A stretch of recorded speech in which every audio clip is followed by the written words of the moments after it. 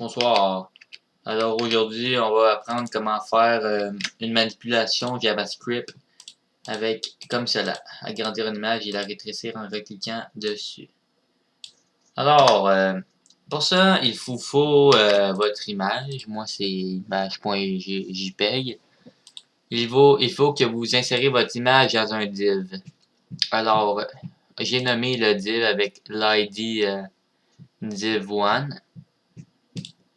Et à l'image, quand je clique dessus, j'ai mis ma fonction qui se nomme myFunction1 en parenthèse. So, onClick est égal à myFunction1. Nous commençons le JavaScript. Et j'ai mis aussi à l'image une largeur de 200 pixels. Nous commençons le JavaScript. Premièrement, il faut aller faire myFunction1. Il y aura deux fonctions dans ce code.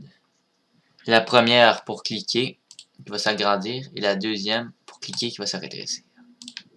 Excusez, pardon. Alors, il faut faire maintenant function myFunction1 document. Et ça, c'est qu'est-ce qu'il va chercher document. J'explique après là. Pour un getElementById, ça va aller prendre les données de mon div, que l'id c'est le div1. Ça va prendre les données et ça va le transformer par ces attributs HTML qui sont ici. Alors,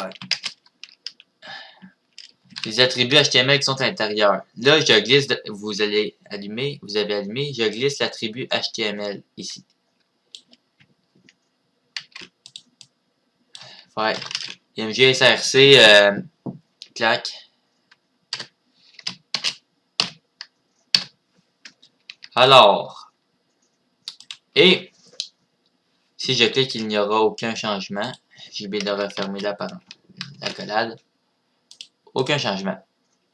Je vais mettre le style de mon image ci-contre à 500 px. La largeur à 500 px. 2.500 pixels. Alors,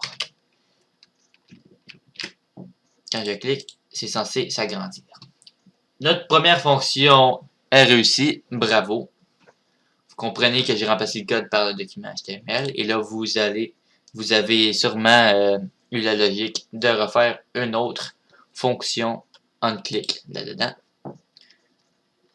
Alors, ici, quand j'ai cliqué sur mon image, ça m'a amené à la fonction 1 qui a remplacé mon div par l'image .jpg, qui est maintenant d'une largeur de 500 pixels.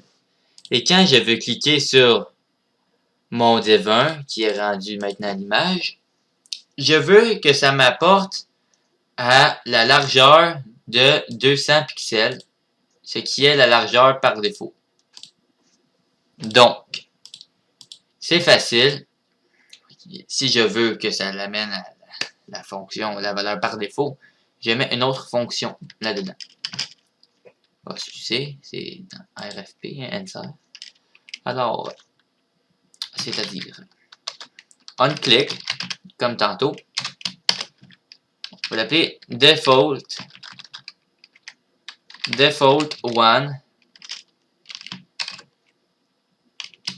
On referme cela. On referme cela. Et là, aucun changement.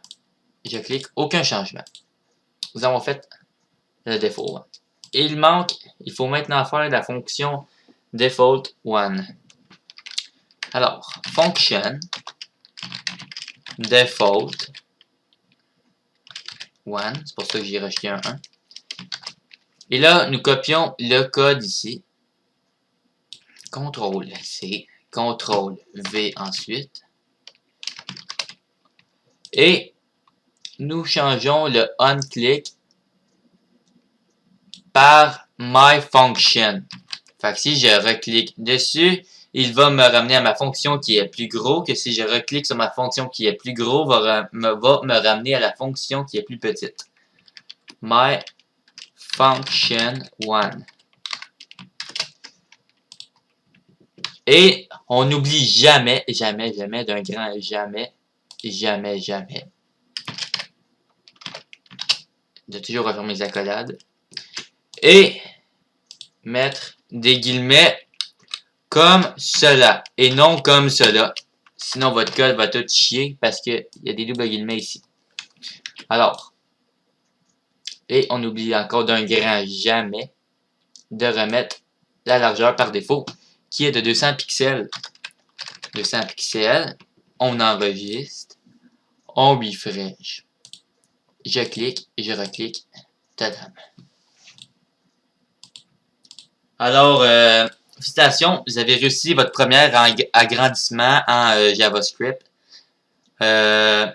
Abonnez-vous et suivez mes autres tutos. Merci.